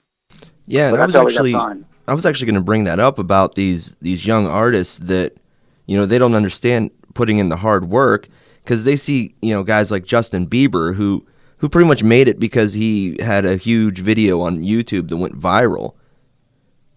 Right. Well, yeah, I mean, there are artists that do make it like that. It's few and far between. You know, that one hip hop artist, Macklemore, I think his name is. He got signed and got his fame out of having a video on YouTube that got a couple million hits. But it's really not, you know, with the onset of social media, it almost creates a laziness factor. Yeah. It's so easy to get your stuff out there that I think a lot of, you know, bands these days, especially with the younger generation, are feeling like all they need to do is just put something out there, and if it gets a whole bunch of likes or it gets 1 million hits, then that'll get them in. And that may have been the case 10 years ago, but it's not the case now, because I was just talking about this with our drummer. You know, with the onset of, you know, the corporate takeovers of a lot of these sites, you know, the amount of likes that you used to get on a site used to matter, but now it doesn't, because you can buy likes. You know, you can pay a certain amount, and you can, you know, have, you know, somebody just force feed your stuff out there on social media, and people that like it may just be hitting like because they like a picture or something like that. But so, you know, it's really not like that anymore. I think that, you know, it's important for, you know, the younger generation of bands that want to do this as a career to realize that, you know, you have to stick to the old school ways. Now, of course, you know, use social media to the best of your advantage. You know, advertise on there, you know, advertise your shows, post your videos, Do whatever you need to do in that realm, but don't just rely on that, because that's not really enough to just get you signed. You still got to put the legwork in. You still got to pack. You still got to pack venues, and you still need somebody like a manager or an attorney that can walk your, demo and your product into these record labels. Yeah, definitely. And what's your take on shows like American Idol? I know, like, Chris Daughtry went on American Idol basically just to get his band recognized. And then you have Marty Casey, who was on Rockstar NXS, and he went on there basically to get his band recognized. And, of course, Daughtry had success from it, and Marty Casey really didn't. So what's your take on all that? I think that shows like that, like X Factor and like American Idol, they're just really, really smart marketing ideas. They were created by people that run labels. Actually, the guy that used to be our A&R guy at Universal, his name's Tom Mackay. He has since left. He's now the head of American Idol. And, a lot of these guys came from record labels, and what they're doing, it's not as much, people think that it's just, Joe Schmo from off the street that, gets on there and gets this, $1 million deal. That's not really the way it works. Labels are using that as a way to pre-advertise an artist that they're already interested in. Like, the people that even make it to the final stages of shows like American Idol, they've already been through a lot of scanning processes. They already have material that's ready to go out there. Chris Daughtry, it was not a mistake that he won. They were planning on giving him a deal before he even went on that show. It's just, if you think about it, what better way to sell records, to have somebody sell millions of records right out of the gate than to have the audience connect with them and believe that they got the deal from the audience connecting with them on this television show. Those shows really are truly just a really smart marketing tool used by the record industry. So it's basically just a showcase that they show on television then? Yep, that's exactly what it is. That's crazy. And the people that don't win, they end up getting deals too. The second and third place people, they had planned on, the labels that planned on giving them a deal too. They just, they find who tests the best, who tests the best on the television show as far as the fan reaction and the crowd reaction. And that's the one that they, choose to win. And that's the one that they put the most money behind. But they've already saved millions of dollars in marketing just by having them on TV for 6 months before the record comes out. You know what I mean? Yeah. Yeah. So, okay, with Flaw, you guys really didn't get a whole lot of recognition until your second album. Is that correct? Yeah, well, the second record didn't sell as well as the first. We didn't have as much time to write it as the first. We didn't have the same core writers involved with the writing process as the first. And Universal was going through a complete changeover in personnel. Like I said, our A&R guy left. We were handed to a whole new group of people that didn't have any kind of time invested into us. We didn't get, any videos for the second record. They didn't really push any of our singles to radio. So we didn't get the same love on the second record as we did the first. So it, obviously didn't do as well. Okay, I'm a little off then in my research. So Payback was on the first album then? That was the big hit. Okay. Yes, Payback was the first record. Okay. How did that feel like when that song really took off? Like, how did that change your life?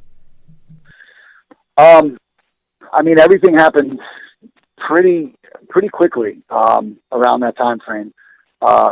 We showcased up in New York. We decided to go with Universal. We chose to work with David Bottrell as a producer who had just finished a couple of Tool records. They did a couple of videos for that record. Everything went pretty far, pretty fast. It felt amazing. Looking back at it now, older and wiser, not that I didn't appreciate what was happening then, but I probably would have been a lot smarter about some of the decisions that I made. I would have, I definitely would have handled some situations differently. Like I wouldn't have let the label tour us for 2.5 years on our first album, because that was just too much time, to be out and away from the studio writing the second record. It put too much of a gap in between our first and second record. But yeah, I mean, it was an amazing ride at the beginning there. We went from, selling out small venues, in our hometown of Louisville, Kentucky, to playing in front of 50,000 people at Ozfest, and, going overseas and doing Ozfest Europe, playing places like France and England and Ireland. It was amazing, going from sleeping in a van with 5 guys, packed, crammed in a van, to having, your own tour bus is it's a really good feeling, but it's also easy to kind of, lose sight of what's important. I mean, I was definitely guilty at that time of getting caught up in the whole glitz and glamour of it all. Yeah, I mean, I wouldn't trade anything to happen for the world, but I would definitely come at it a little, smarter and wiser now. But also, we knew nothing about the industry at that point. I understand how the record business works now. I understand how these companies work. I understand what it takes. I understand what type of areas they will try to take advantage of you in. So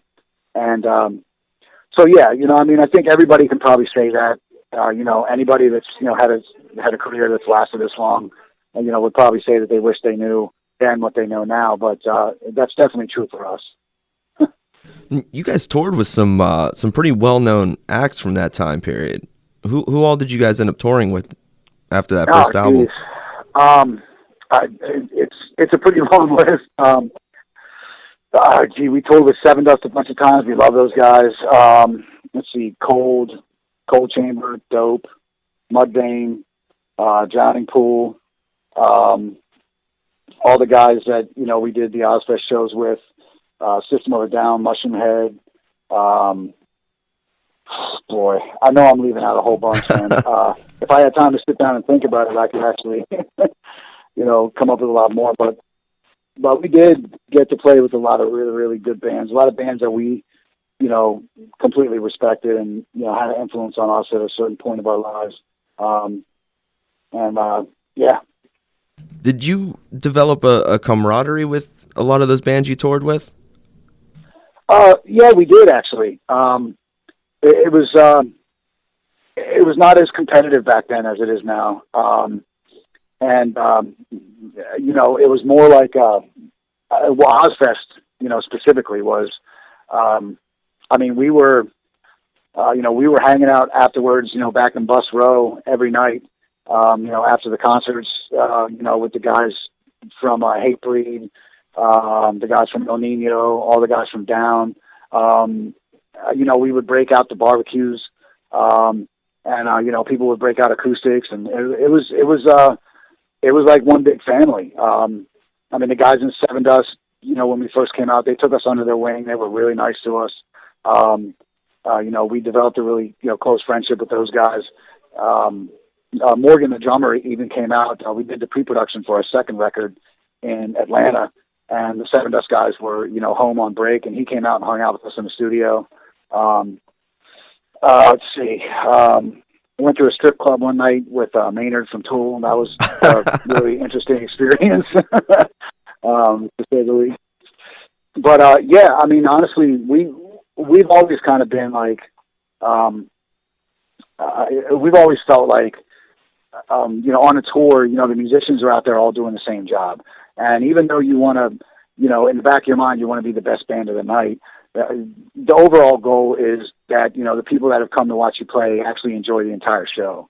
And, when you get a bunch of guys together that all feel that same way, it's a really good thing, because you end up not only getting along better, but you end up, playing better because you're feeling better. And, there's no animosity, and there's no, backstabbing and talking behind backs and stuff. And But yeah, I mean, we had a great time with everybody we toured with.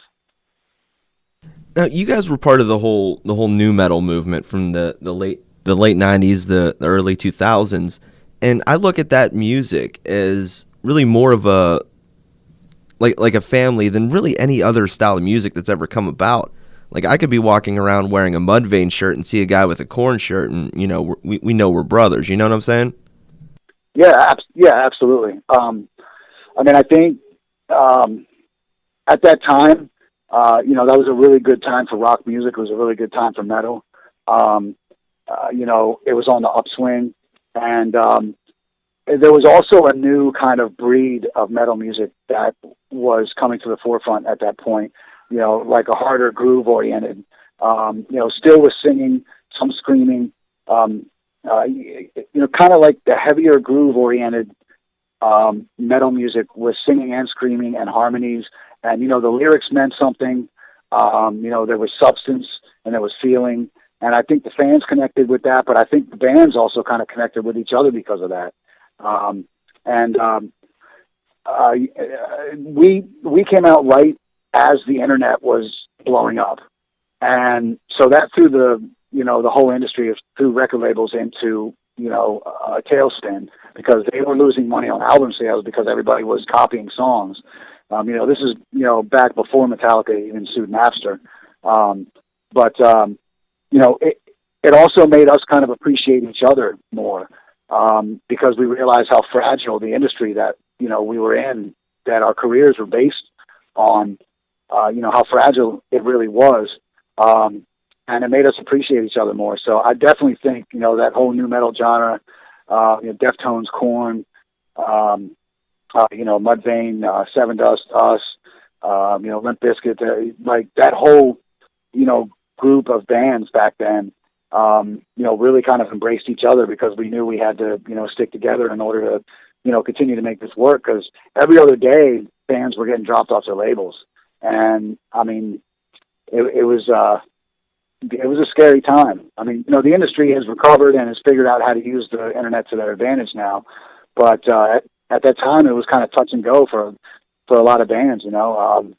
I still remember a lot of bands that we played shows with or toured with that got one record and were just gone, and they were amazing bands. But that it is what it is. You got to take it for what it's worth, and if you love what you do, you take the good with the bad. Yeah, that's true. And I do remember some bands that came out around that time that I really liked, and like you said, one album and they were gone. Like Darwin's Waiting Room is a fine example of that. They were a phenomenal band, but they disappeared after one album. Yeah. Well, it's kind of funny you brought them up, because Alex, the bass player for 5 Bolt Maine, which was my side project after Flaw broke up for a while, he is the bass player from Darwin's. Oh wow, that's awesome. Yeah, there were some people that didn't stop playing music, and there were some people that were just, they were so disconcerted by, being dropped after one record that they just gave up on the whole process. But yeah, I mean, there's a lot of bands that, were talented enough and worked hard enough, but still, weren't given the opportunity to continue a career. Who were some of your influences when you were growing up? My mom was really into opera. She was an amateur opera singer. My dad was really into jazz. So as a young kid, I had a lot of opera and jazz around the house. At the age of, I think I was like 6, maybe, they bought me my first record player. And they bought me a Beatles record. That's when I fell in love with rock and roll. As I, got into adolescence, I discovered 80s metal. I discovered, the ballad rock bands like Journey. Journey is definitely one of my all-time favorites, as far as vocalists and as far as a rock ballad's concerned. That was the first band I listened to where it, actually gave me chills, and I could feel what the singer was saying. And from there, I listened to a lot of classic rock as well. I listened to a lot of Hendrix, a lot of Boston. let's see, Eagles, Skynyrd, the Doors.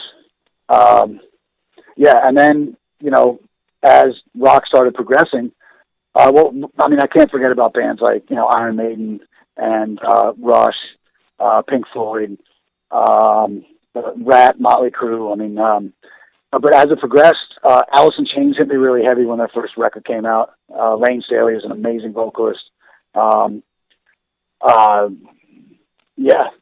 listened to a whole variety of things. I was a really big fan of the Beastie Boys. Still am, of course, but I've always believed that, it's important to listen to a lot of different styles. Of course you're going to have your favorites, but, keeping the full spectrum of what music is as a whole is really important for an artist, to not basically pigeonhole himself into one constant style or one constant feeling. First Korn record, first Deftone record. All those things definitely had an impact on us. Oh yeah, and the first Korn and Deftones albums, they really changed the game. Yeah, I agree completely. I'm sure there were artists that did it before, but Jonathan Davis, with his lyrics, with how in your face he was and honest he was with those lyrics about things he'd been through, and the way his emotions came through in his singing and in his screaming, mixed with the style of music they played. When that record came out, it hit with a sledgehammer, man. Yeah. Totally. Now you originally grew up on the East Coast, right? Yeah. Yep. I grew up not far from the Chesapeake Bay, kind of in between Annapolis, Maryland, and Washington D.C. And then you said you moved to Louisville later on. Yeah. I moved to Louisville in like 96 or 97. And you were playing in bands when you were in the D.C. area. How different were the music scenes in both places? Well, I didn't really play in. I didn't play in many bands in the D.C. area. I was still too young. I did practice with bands, and we had bands, but we were still too young to really get any gigs. We were just starting out. I did play in a band that played a lot of gigs when I lived in New Jersey for a little while. After moving out of the house, after turning 18, that was a really cool scene. It was definitely a little bit different, but the rock scene around that area hadn't really flourished. So it was more like a bunch of old high school friends getting together, at a venue than it was really, drawing in a large amount of ticket sales. When I think of the Jersey music scene, I think of a bunch of guys just sitting around playing old Springsteen and Bon Jovi covers. Well, it's funny you said that because one of our first gigs in the band that I was in was at the Stone Pony in Asbury Park, and that's famous for the whole Bruce Springsteen era down there. Yeah. There was a lot of really good bands that came out of that area at that time. I'm drawing a blank right now. There was a band called Black Chain Jack. They had a major label deal. They only put out a couple records though. There's Monster Magnet. Let's see. A band called Bullet Revolta, I believe, was from there. I don't think any of these are bands that people would actually, remember today. Maybe Monster Magnet because they had a couple radio hits. Yeah. I think not too long ago. I think Chemical Romance is from Jersey, but they're a completely different sound. Right. Yeah, and I think that they actually got signed after I had been gone out of there for a while. Yeah, I think they signed in like 01 or 02, something like that. Yeah, I think so. Yep. So what was the scene like in Louisville? Oh, that was a lot of fun, man. We got to watch that entire scene pretty much just become epic almost. There was our manager likes to call it, a small Seattle, because there really wasn't a place, after Seattle that had a handful of bands signed in a short amount of time, to major label deals. The scene was great. Louisville was a great music town.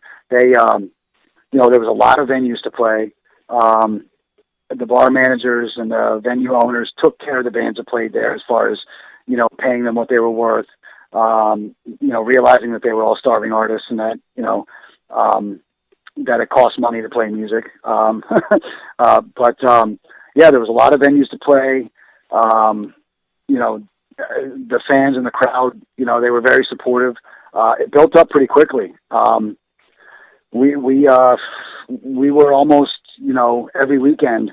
Actually, we were for quite a while every weekend, playing at one of the larger venues, and, pretty much selling it out for probably a good maybe year before we actually got our deal. We were signed right all around the same time that Tantric signed a deal. I think Days of the New was the first one to sign. I actually just saw Tantric last month. They're a really good band. I love them. Yeah, absolutely.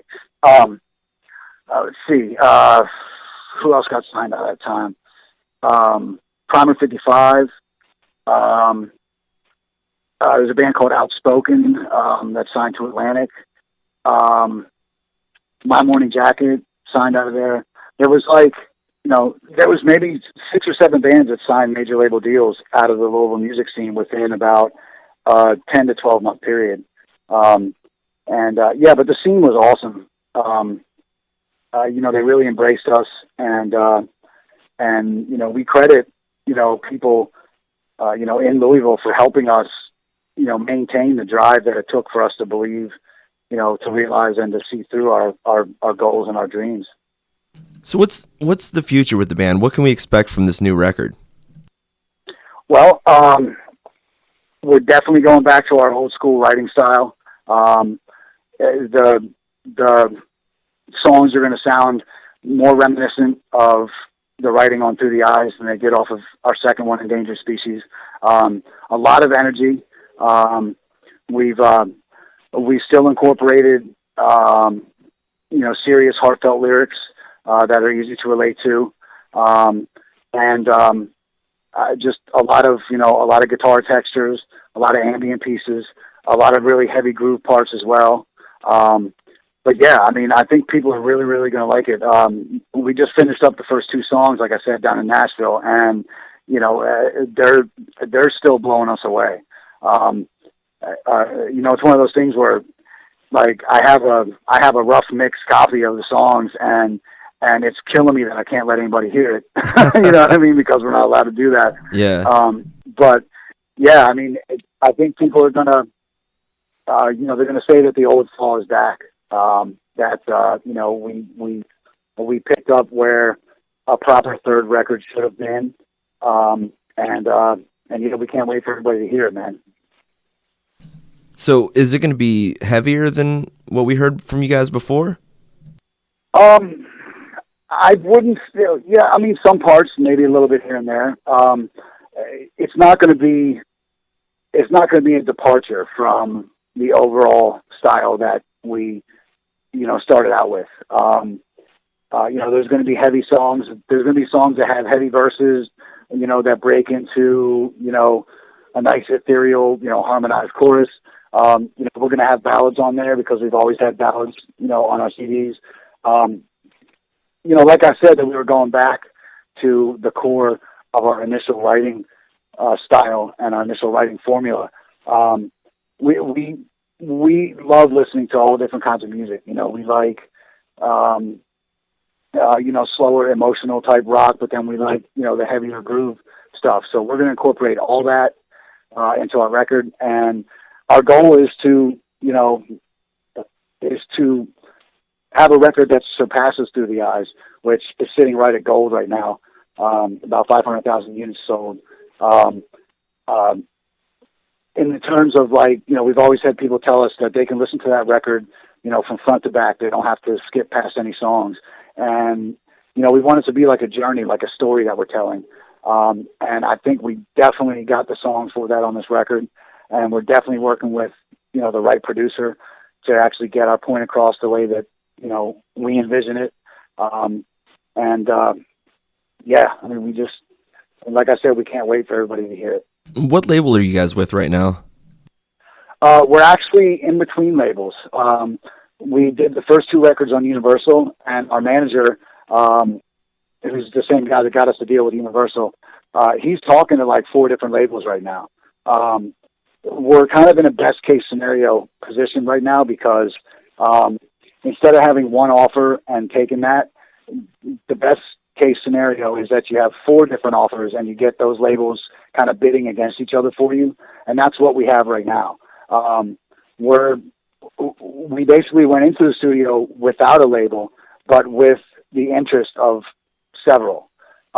And with these 2 songs done, our manager has meetings with these labels within the next couple of weeks. That's just going to fuel the pot. So I don't even want to mention which labels we're talking to just because I don't want to jinx it, and I'm not even sure if I'm allowed to do that. But they're definitely labels everybody's heard of, and they're definitely, labels that can take us to the next level. See, I always wondered how that went when a band breaks up and then comes back, if they have to go through the whole process of getting a label again. I mean, 9 times out of 10, that's the way you have to do it. See, we didn't break up, and then the label dropped us. Like, we got caught up in the woodwork of the second record not selling as many records as they wanted it to. So we got dropped before we broke up. We actually, got the entire rug pulled out from under us, and we tried to keep going, but because of everything that had happened, everybody didn't react the way we should have, and we kind of let it affect us in a bad way. We did keep going after getting dropped by the label, but it only lasted about maybe 8 or 9 months. So in our situation, we're basically, we're not back at square one because we already have the grassroots fan base set up. People know who we are. We don't have to start from square one because even the industry, like the labels, know who we are. But we do have to re-sign a deal. And when a band goes away for a while, it's pretty much unheard of that a label is going to stick by them during their downtime. They have other projects they have to put money into. They have other, projects that they need to spend time on. So you pretty much just kind of get swept to the side. So we're right back in the middle of it now. Like I said, I'm happy to say that we're in a best case scenario situation where we have several labels that are competing against each other for us. So we're going to take our time choosing the right one this time. Yeah. Yeah. Well, that's awesome. I really look forward to hearing the new album. Thanks, man. I appreciate it. Yeah, we can't wait for it to get out. You said it should be dropping sometime this summer?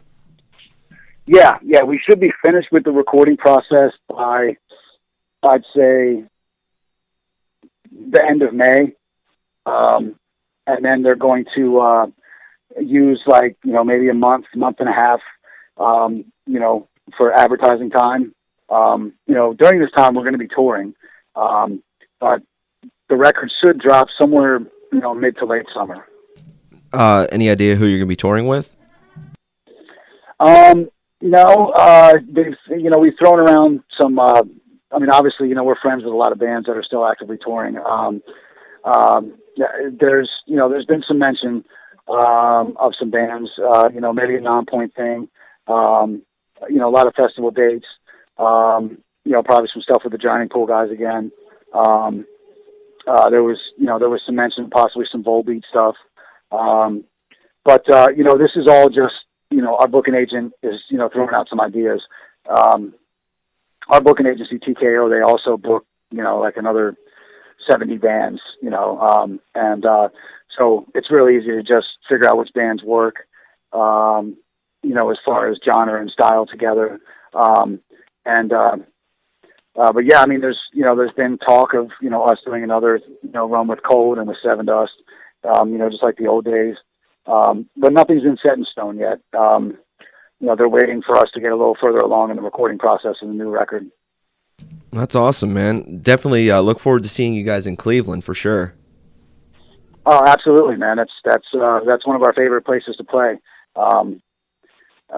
You can't go wrong with the Rock and Roll Hall of Fame, That's very true. Well, I want to thank you very much for coming on the show, man. Hey, thank you very much for having us, man. We always appreciate the support. And I mean, I have to say that I hear from a lot of people, our fans and friends, that the whole iHeartRadio, machine that's rolling right now is one of their favorites. It's a really cool concept you guys have, and we definitely appreciate the support. All right, thank you very much. No problem. All right, bye. All right.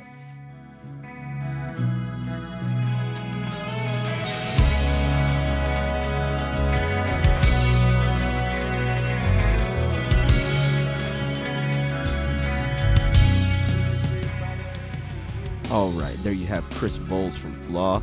Yeah, definitely check out their new album. He's hoping to have it drop this summer, and if they come to Cleveland, I'll definitely be at the show. So if anybody else wants to meet me up at the show, that'd be fantastic. I would definitely love to see Flaw in concert again. I saw them at Ozfest once. I want to say it was 2001. It was a long time ago, but definitely a great band, and definitely look forward to the new stuff for sure.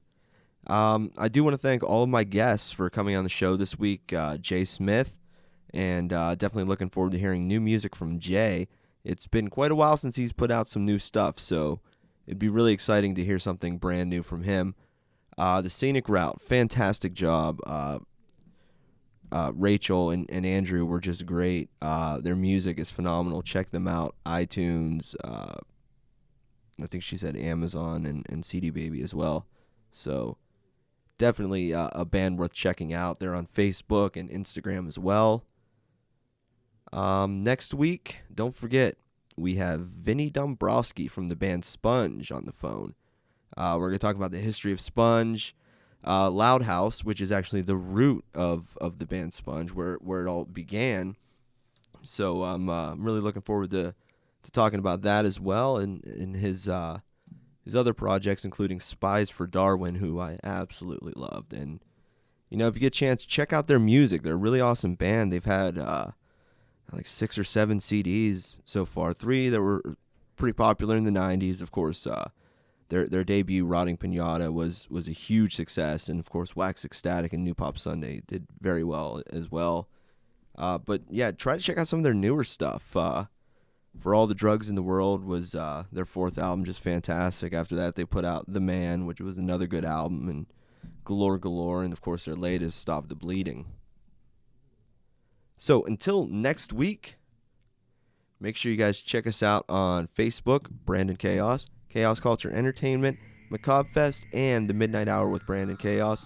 All great stuff going on all those pages.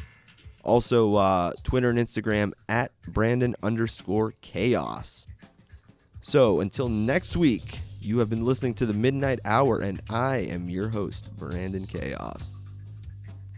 And to play us out this week, we're going to do a little Sift. Another song from Sift. We're going to do Meltdown. No, what the fuck is going on anymore? All I see is man with a machine. But tell me how we're supposed to expand our minds when we are led by a blind machine. So tired of the nails driven in my brain. It's people lost without a clue. So let me break it down a little easier to understand what I'm going through. Brainwashed with this fucking crap that's set in my head. Everything go around and round till I am about to fucking puke. What they say is the sound. I used to watch it too religiously, something to look forward to. But now I'm crushed by a retro and dance to what I say.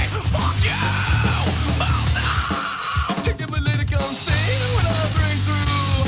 Meltdown! I know you hear me, but it's what I gotta do. Meltdown! It's what we say in the truth, it's what we speak. Meltdown! But I ain't buying this, it makes me weak.